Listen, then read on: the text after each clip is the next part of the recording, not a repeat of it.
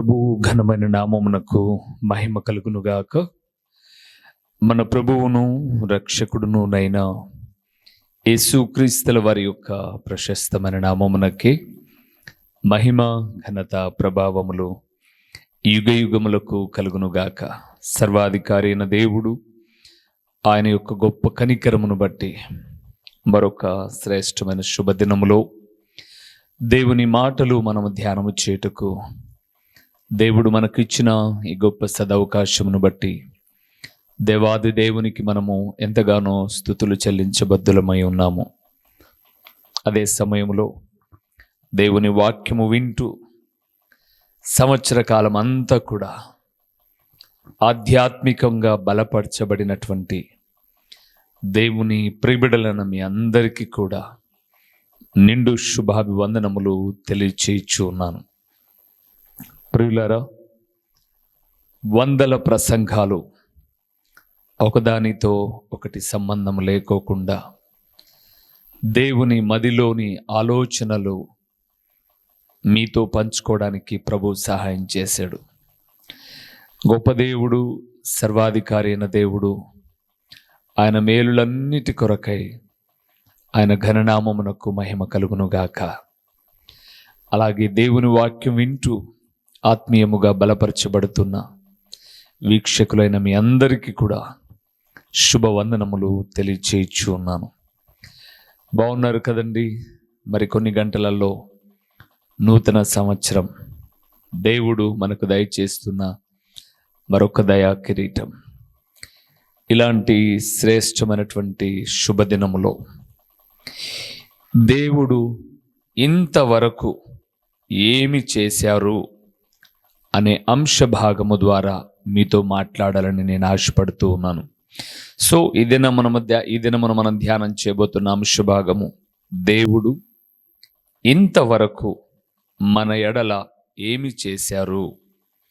దేవుడు ఇంతవరకు అంటే ఈ రోజు వరకు, ఈ క్షణము వరకు మన ఎడల ఏమి చేశారు, ఏం చేశారు, ఆయన ఏం చేశారని మనం చెప్పుకోవచ్చు.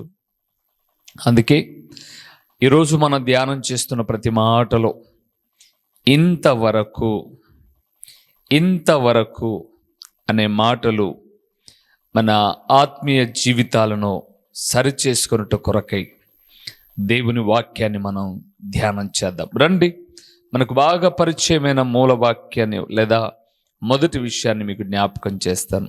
సమూయేలు మొదటి గ్రంథము 7వ అధ్యాయము 12వ వచనాన్ని ఒక్కసారి దేవుని మాటగా చూద్దామా? 7వ అధ్యాయం 12వ వచనం. అప్పుడు సమూయేలు ఒక రాయి తీసి మిస్పాకును షేనుకును మధ్య దానిని నిలిపి ఇంతవరకు, చూసారా, ఇంతవరకు యెహోవా మనకు సహాయము చేసెనని చెప్పి దానికి ఎబెనేజరు అను పేరు పెట్టెను. చాలు. ప్రభునందు ప్రియమైనటువంటి వారులారా, దేవాది దేవుని మహాకృపను బట్టి ఇశ్రాయేలీయుల యొక్క జీవిత యాత్రలో న్యాయాధిపతులు పరిపాలిస్తున్నటువంటి దినాలలో చివరి న్యాయాధిపతి అయినటువంటి సమూయేలు అనబడేటటువంటి దైవజనుని కాలములో జరిగిన సంఘటన.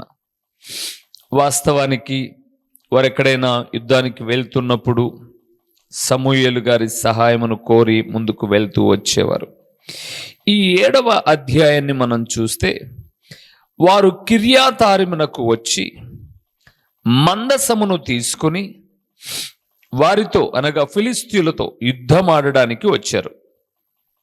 అలాగ వచ్చి ఇశ్రాయేలు అందరూ మిస్పాలో కూడుకొని ప్రార్థన చేసి దేవుని సన్నిధానములో వారు ఒక విన్నపాన్ని చేశారు. 6వ వచనములో, దేవుని దృష్టికి మేము పాపాత్ములమని ఒప్పుకొని సమూయేలును అడిగారు, అయ్యా, మేము యుద్ధానికి వెళ్తున్నాం, మా కొరకు మీరు ప్రార్థన చేయట మానవద్దు అని చెప్పారు. అప్పుడు సరే అని ఆయన చెప్పగా యుద్ధము మోపుగా జరుగుతూ ఉంది. యుద్ధము మోపుగా జరుగుతుంది ఫిలిస్తీయులకు, ఇశ్రాయేలులకు. అయితే సమూయేలు ప్రార్థన చేస్తూ ఉన్నాడు.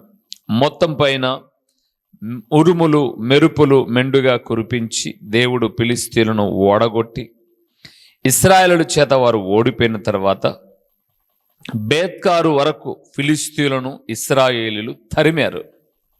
తరిమి ఒక రాయి తీసుకొని, బాగా గుర్తుపెట్టుకోనండి, రాయి తీసుకొని మిస్పాకును షేనుకును మధ్య దానిని నిలిపి ఇంతవరకు మనకు సహాయము చేసనని చెప్పి ఆ చోటుకు ఎబినేజరు అను పేరు పెట్టిరి. ప్రభునందు ప్రియమైన వారలారా, ఇశ్రాయేలీలు యుద్ధం చేశారు, ఫిలిస్తీయులు పారిపోయారు. దేవుడు వారి ప్రార్థన విని వారి ఉపవాస ప్రార్థన ఆలకించి వారికి మేలు చేశాడు. ఇదంతా చరిత్ర. ఇప్పుడు మనం అడగచ్చు, మనకి ఏం జరిగిందండి? ఏం జరిగిందని మనం ఇంతవరకు సహాయం చేశాడని చెప్పుకోవాలి అని అంటే, బైబిల్ గ్రంథంలో యోబు అనే ఒక గ్రంథం ఉంది ప్రియులారా. మీకు తెలుసు, దైవదాసుడైన యోబు ఊజు పట్టణములో, ఆ తూర్పు దేశంలో బహుధనవంతుడైనటువంటి యోబు దైవ భయము కలిగిన వాడు, యథార్థవంతుడు, ప్రార్థనాపరుడు, దేవుని యందు భయభక్తులు కలిగి చెడుతనమును విడిచిన వాడు, ఎన్నో గుణగణాలు చూస్తాం. ఈ యోబు గ్రంథం 7వ అధ్యాయంలో ఒక చక్కటి మాట రాయబడింది. మొదటి వచనం తర్వాత మీరు చదువుకోనండి. 7వ అధ్యాయం మొదటి వచనం ఏమని రాయబడిందంటే, భూమి మీద నరుల కాలము యుద్ధ కాలము వంటిది అన్నాడు.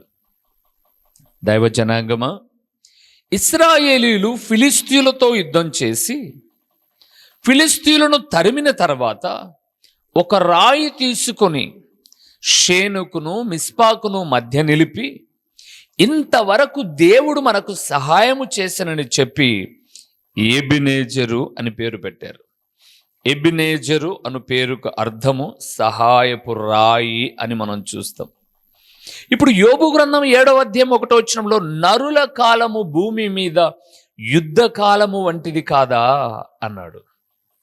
దేవునిందు ప్రియమైన వారలారా, ఇశ్రాయేలీలు ఫిలిస్తీయులతో చేసిన యుద్ధమే కాదు, కానీ మన జీవిత కాలములో ప్రతిదినము యుద్ధ కాలం ప్రియులారా.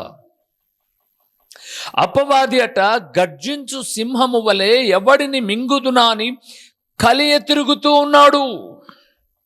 ఈ భూమి మీద యుద్ధ కాలము లాంటి మన జీవితాన్ని ఒక నెలనో ఒక సంవత్సరాన్నో మనము ముగించగలుగుతున్నాము అని అంటే మనకు తోడుగా ఉన్న రాయి ఏంటో తెలుసా?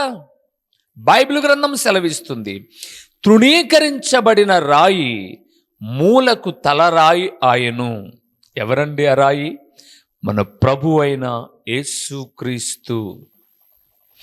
ఇంతవరకు మనల్ని సహాయము చేసి, నేను ఎప్పుడు ఒక మాట జ్ఞాపకం చేస్తూ ఉంటాను, 2024వ సంవత్సరం హ్యాపీ న్యూ ఇయర్ అని చెప్పుకొని నూతన సంవత్సరాన్ని ప్రారంభించిన వాళ్ళు, అది మన సంఘములోనైనా, మన బంధువులలోనైనా, మన రక్త సంబంధికులలోనైనా, మన ఇరుగు పొరుగు వారిలోనైనా, వీధి వారిలోనైనా ఎందరో హ్యాపీ న్యూ ఇయర్ అని 24 ప్రారంభించారు. ఈ 24 ముగింపుకు వారిలో చాలామంది లేరు ప్రియులారా. లేరండి. భూమి మీద విడవబడిపోయారు వాళ్ళు. వారి కుటుంబం దిక్కుతోచని స్థితిలో ఉంది. ఆ కుటుంబం ఈరోజు హ్యాపీగా లేరు. ఈ రీతిగా ముగించే సమయం లేదు. ఒక్కటి గుర్తుపెట్టుకోనండి, దేవుడు మనలను, మన కుటుంబాలను సురక్షితముగా కాపాడుతూ ఉన్నాడు అనంటే ఎబినేజర్ అయిన సహాయపు రాయి అయిన మన ప్రియ ప్రభుల వారు ఇంతవరకు సహాయము చేశాడు ప్రియులారా. ఇంతవరకు సహాయము చేశాడు. ఇంతవరకు సహాయము చేసిన దేవుడు ఏమి చేయమంటున్నాడో కూడా రేపటి సందేశంలో చెప్తాను, తర్వాత సందేశంలో అది కూడా మీరు వినండి. కానీ ఇశ్రాయేలులు అన్నారు, ఇంతవరకు మనకు సహాయము చేశాడు. నిజము ప్రియులారా, ఇంతవరకు ఆయన సహాయము గొప్పది. ఈ దీన సేవకుడు చెప్పగలడండి, హృదయం నిండా కృతజ్ఞతాభావనతో, దేవా ఈ క్షణము వరకు మీ సహాయము గొప్పది నాయన, మీ సహాయము గొప్పది. అందుకు సాధనముగా మీరు ఎవరిని ఉపయోగించుకున్నా, వ్యక్తులనైనా నాయకులనైనా అధికారులైనా ఎవరిని ఉపయోగించుకున్నా, 115వ కీర్తనలో అంటాడండి, మాకు కాదు యెహోవా, మాకు కాదు, నీ కృపా సత్యములను బట్టి మీ ఘననామమునకు మహిమ కలుగునుగాక. దేవునిందు ప్రియులారా, ఇంతవరకు మనకు సహాయం చేశాడండి, ఇంతవరకు మనకు సహాయము చేశాడు. లోకం ఒకవేళ ఈ మాటను ఒప్పుకున్నా ఒప్పుకోకపోయినా, లేదా నీ బంధువులు ఈ మాటను ఒప్పుకున్నా ఒప్పుకోకపోయినా, దేవుని ఎరిగిన కుమారుడవుగా అప్పుడప్పుడు నువ్వు చేసిన ప్రార్థన, లేదా ఎప్పుడూ నువ్వు చేస్తున్న ప్రార్థన, ఇంతవరకు ఆయన సహాయము నీ మీద నిలిచి ఉంది. ఇంతవరకు ఆయన సహాయము నా మీద నిలిచి ఉంది. సహాయము చేసిన వాడు దేవుడే. అందుకే బైబిల్ గ్రంథంలో ఒక చక్కటి మాట రాయబడి ఉంది ప్రియులారా. 120వ కీర్తన 121వ కీర్తన తర్వాత మీరు చదవండి. దావీదు అంటాడు, కొండల తట్టు నా కన్నులెత్తుచున్నాను, నాకు సహాయం ఎక్కడ నుండి కలుగును? ఎక్కడి నుంచి? యెహోవా వలననే నాకు సహాయము కలుగును. ఇంతవరకు ఆయన మనకు సహాయము చేశాడు. అందుకొరకే మనం ఏం చేయాలో తెలుసా? ఒక్క మాట చూపిస్తాను ఏం చేయాలో. యెషయా గ్రంథం 63వ అధ్యాయము. యెషయా గ్రంథం ఇంతవరకు సహాయము చేసిన దేవునికి మనం ఏం చేద్దాం? 63వ అధ్యాయము యెషయా గ్రంథం 7వ వచనాన్ని చూద్దాం ప్రియులారా. 7వ వచనాన్ని మనం చూద్దాం. యెహోవా మనకు చేసిన వాటన్నింటిని బట్టి, యెహోవా మనకు చేసిన వాటన్నిటిని బట్టి, యెహోవా కృపాతిశయము, యెహోవా కృపాతిశయమును, యెహోవా స్తోత్రము, యెహోవా స్తోత్రములను గానము చేతును. చాలు ప్రియులారా, ఇంకా చాలా ఉన్నాయి. అక్కడ అన్నాడు, యెహోవా మనకు చేసిన వాటన్నిటిని బట్టి, యెహోవా కృపాతిశయమును బట్టి, యెహోవాకు స్తోత్ర గానము చేసేదను. దేవుని బిడలారా, ఇంతవరకు మనకు సహాయం చేశాడు. మనలో ఏం తప్పులు లేవన్నామా? కొన్ని చూపిస్తాను మీకు, సరేనా? ఆదికాండం రండి ఒక్కసారి. 32వ అధ్యాయము యాకోబు ఏమంటున్నాడో ఒక మాట చూద్దాం. ఆదికాండము 32వ అధ్యాయము 4వ వచనాన్ని మనం చూద్దాం. యాకోబు ఒక మాట అంటాడు, తప్పు చేసి పారిపోయి తన మామ దగ్గర ఉండి 21 సంవత్సరాల తర్వాత తన అన్న అయిన ఏశావును కలుసుకోవడానికి వస్తున్నప్పుడు ఏం చెప్పాడో చూడండి. 32వ అధ్యాయం ఆదికాండము 4వ వచనము. యాకోబు ఏదోము దేశమున అనగా శేయీరు దేశమునున్న తన సహోదరుడైన యోషావునొద్దకు దూతలను తనకు ముందుగా పంపి, మీరు నా ప్రభువైన ఏశావుతో ఇంతవరకు నేను లాబానునొద్ద నివసించి ఉంటిని. చాలు ప్రభునందు ప్రియులారా, తన సోదరుడైన ఏశావుకు ముందుగానే ఒక వార్త పంపిస్తున్నాడు. ఎందుకంటే యాకోబును ఎదుర్కోవడానికి ఏశావు వస్తున్నాడన్న విషయం ఆయనకు తెలుసు. అందుకే ఏమవుతుందో ఏమో భయముతో ముందే ఆ శేయీరులో ఏశావునొద్దకు దూతలను పంపిస్తూ అంటున్నాడు, ఇంతవరకు నేను తప్పు చేసి పారిపోయి నా మామైన లాబాను యొద్ద ఉంటిని. ప్రభునందు ప్రియమైన వారలారా, దేవునికి దూరముగా ఇంతవరకు తప్పు చేసి నువ్వు ఎక్కడున్నావో ఆలోచించి. అన్నాదమ్ములండి, 20 సంవత్సరాలు పైబడిపోయింది, ఒకరి ముఖం ఒకరు చూసుకోవాలా. దేవుని బిడలారా, ఈ వాక్యం వింటున్న దేవుని కుమారుడా కుమార్తె, ఇలాంటి పరిస్థితులే నీ కుటుంబంలో ఉన్నాయా? చాలామంది మాకు చేసే ఫోన్లు హృదయాన్ని పిండి వేస్తాయి ప్రియులారా. ఒక సోదరి మొన్న మాట్లాడుతుంది నాతో, ఫిజికల్ హ్యాండిక్యాప్ట్ అండి అమ్మాయి, ఆ సోదరి. తను చెబితే తెలిసింది నాకు, అన్నయ్య సాయంకాలం అయ్యేసరికి మీ వాక్యం వింటానన్నయ్య, నాకు ఒక కాలు అవిటితనం, హ్యాండిక్యాప్ట్ అమ్మాయి, నాకొక కాలు అవిటితనం. ఓకే అమ్మా, ఏంటి చెప్పు. నా భర్త అన్నయ్య నన్ను వదిలిపెట్టేసి తను పని చేస్తున్నటువంటి పని ఆమెతో వెళ్ళిపోయాడు. తను వెళ్ళిపోక ముందుగా నా భర్త నా దగ్గరే ఉండగా ఏ కాలైతే నాకు అవిటితనం ఉందో అదే కాలు నేను కింద పడి మరలా ఇరిగిపోయిందన్నయ్య, ఇరిగిపోయింది. లేవలేను, కూర్చొనే పని చేసుకోవాలి. ఒంటరితనం. నా భర్త కూడా నన్ను వదిలిపెట్టేసి వెళ్ళిపోయాడు. తినడానికి సరిగా తిండి లేదు. ఈ చుట్టుపక్కల ఉన్న వాళ్ళందరూ అన్యులు, ఆదరించేవారు లేరు. పెన్షన్ రాదమ్మా నీకు. నాకు పెన్షన్ మరొక ఊర్లో వస్తుందన్నయ్య. ఆ ఊరికి వెళ్ళడానికి ఛార్జీకి కూడా లేదు. సరే, పోయిన నెల ఎలాగో వాళ్ళతో వీళ్ళతో ఇప్పించుకొని వెళ్ళాను. పెన్షన్ తెచ్చుకుంటూ ఉన్నప్పుడు అది పోగొట్టేసుకున్నాను. నా భర్త మనస్సు మారాలని, నా దగ్గరికి రావాలని ప్రార్థన చేయనయ్యా. ఈ మాట వింటుంటే మీకు ఎలాగుందో తెలియదు, కానీ ఆ సోదరి మాట్లాడుతున్నప్పుడు మనసు పిండి వేసినట్లయిందండి. ఈరోజు వారు తప్పులు చేసి తమను కాచిపెట్టుకున్నటువంటి భార్యను వదిలిపెట్టేసి వెళ్ళిపోయినా ఇంకా వారిని శిక్షించక ఉన్నాడు అంటే, ఇదిగో ఆ సోదరి వలె ఇంతవరకు ఆమె ప్రార్థన చేస్తుంది. యాకోబండి, అన్నదమ్ములు ఇరువురు ఆశీర్వాదములు పంచుకునే విషయంలో తల్లి చిన్న కొడుకు తిక్కు, తండ్రి పెద్ద కొడుకు తిక్కు. ఇలాంటి పరిస్థితులలో ఎవరికి వారు వేరైపోయారు. ఏళ్ళ తర్వాత వస్తూ ఉన్నప్పుడు అన్న చంపేస్తాడేమోన్న భయము ఉంది. అదే సమయంలో దేవుడు మేలు చేస్తాడులేని ఒక ధైర్యము కూడా ఉంది. అందుకే యాకోబు అంటున్నాడు, తప్పు చేసి వెళ్ళిపోయాను, ఇంతవరకు ఎక్కడెక్కడో లేనన్నయ్య, మన మామ అయినటువంటి లాభాను వద్ద ఉన్నాను. దేవుని బిడలారా, ఇంతవరకు దేవుడు సహాయము చేసిన, తప్పు చేసి దేవుని సన్నిధికి దూరంగా ఉన్నావేమో, రా దేవుని దగ్గరికి. ఏశావును చూడడానికి యాకోబు తిరిగి తన సన్నిధికి, అన్న దగ్గరకు వచ్చినట్లుగా నీ దేవుడైనటువంటి ప్రభు సన్నిధానానికి రా సోదరుడా.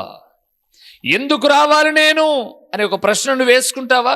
దానికి కూడా నేను జవాబు చెప్తాను. కీర్తనల గ్రంథం 71వ కీర్తన, దానికి కూడా నేను జవాబు చెప్తానండి. బైబిల్లో నుంచే, నా సొంత మాటలు కాదు. కీర్తనల గ్రంథము 71వ కీర్తన 17వ వచనాన్ని చూద్దాం.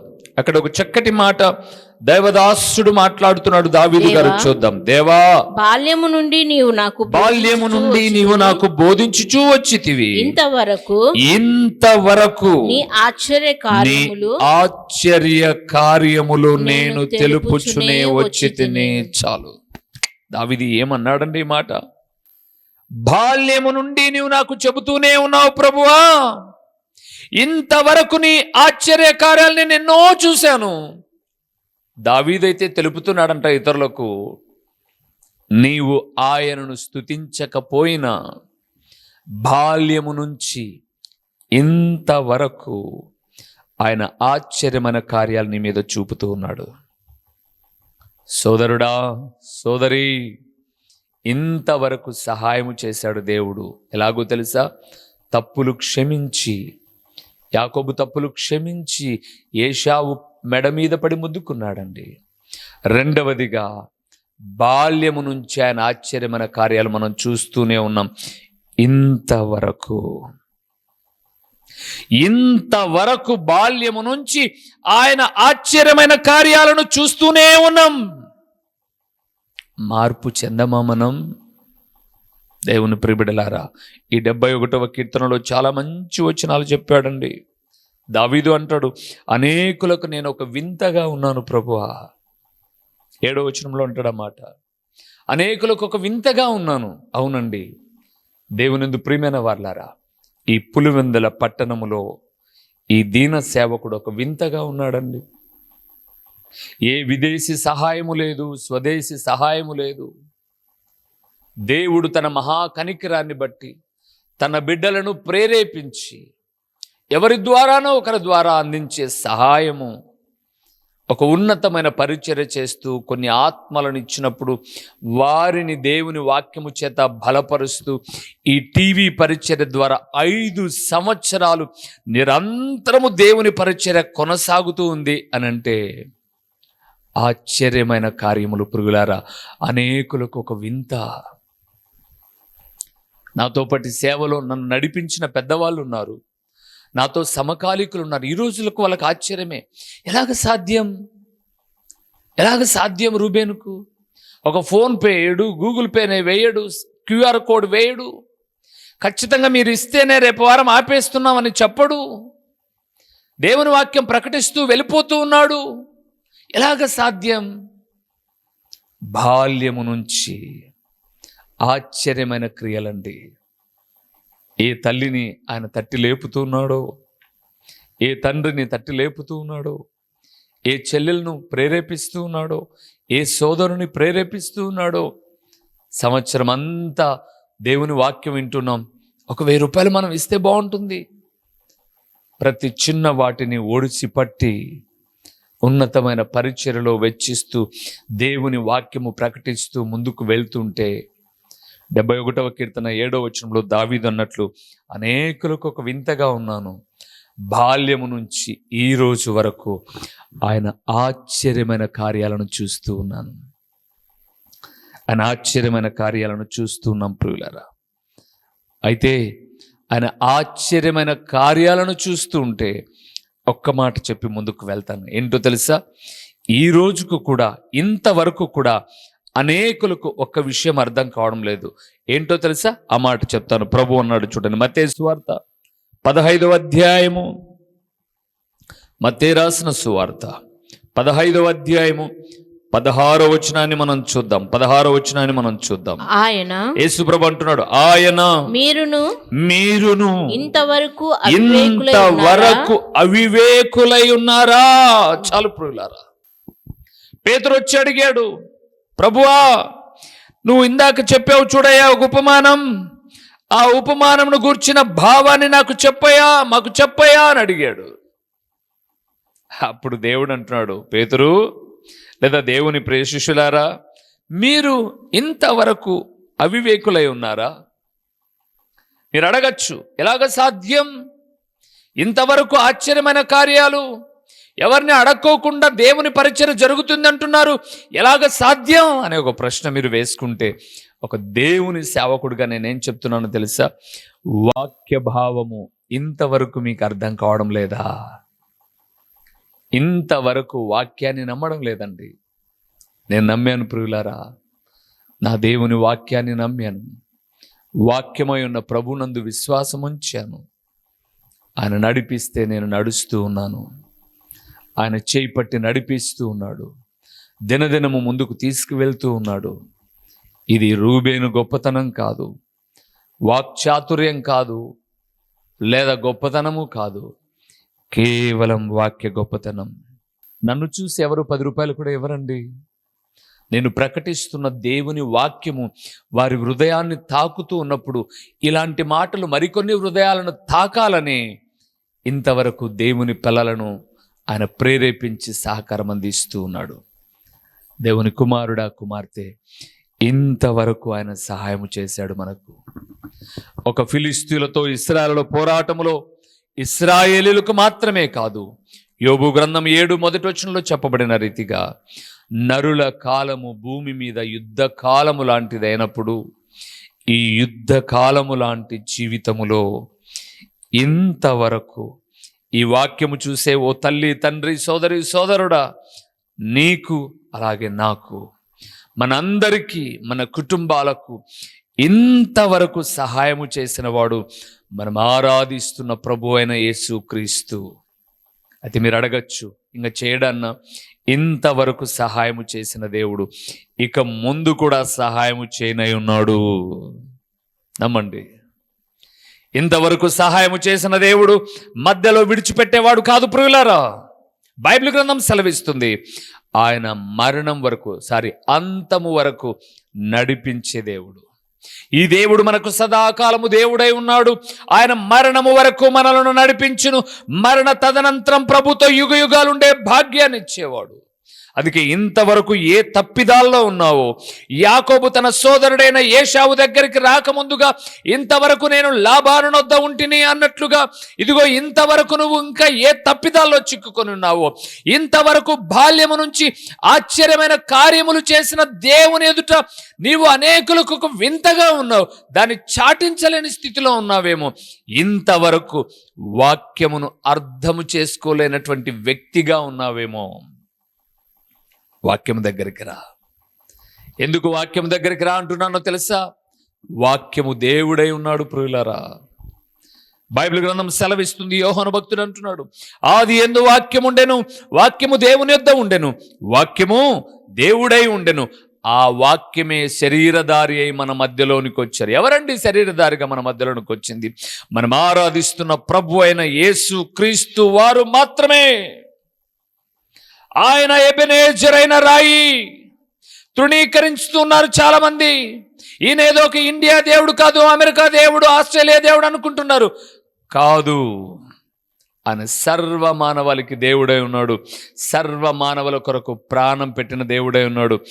మరణం ఆయనను బంధించుట అసాధ్యము కాబట్టి మరణమును గెలిచి సజీవుడై పునరుత్థానుడై పరమునకు వెళ్ళి తిరిగి రాబోతున్నాడు ఆయన. ఇంతవరకు సహాయము చేసిన దేవుని నువ్వు కూడా కలిగి ఉన్నట్లయితే ఆయన మరలా వచ్చినప్పుడు ఎత్తబడే గుంపులో మనం ఉంటాం. ఎత్తబడే గుంపులో మనం ఉంటాం. ప్రార్థన చేద్దామా? ఇంతవరకు సహాయము చేసిన దేవా నీకు స్తోత్రములు తండ్రి అని హృదయపూర్వకమైన కృతజ్ఞతాస్తుతి స్తోత్రములు చెల్లిద్దాం. తలలు వంచుదాం, కళ్ళు మూద్దాం. నూతన సంవత్సరంలోనికి ప్రవేశించి మరింత నూతనోత్సాహముతో ముందుకు వెళ్దాం.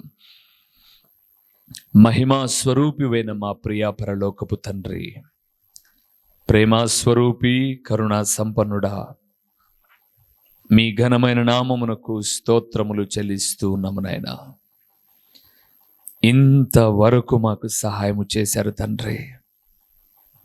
మాలో తప్పిదాలు ఉన్నా ఆశ్చర్యమైన కార్యాలు చేసి, కొన్ని పర్యాయములు మీ వాక్యమును అర్థం చేసుకోలేక పేతురు వలె అపార్థం చేసుకున్నా, అవివేకులముగా ఉన్నా, మీరు మాత్రం ఇంతవరకు మాకు సహాయము చేశారు. స్తోత్రాలు నాయన.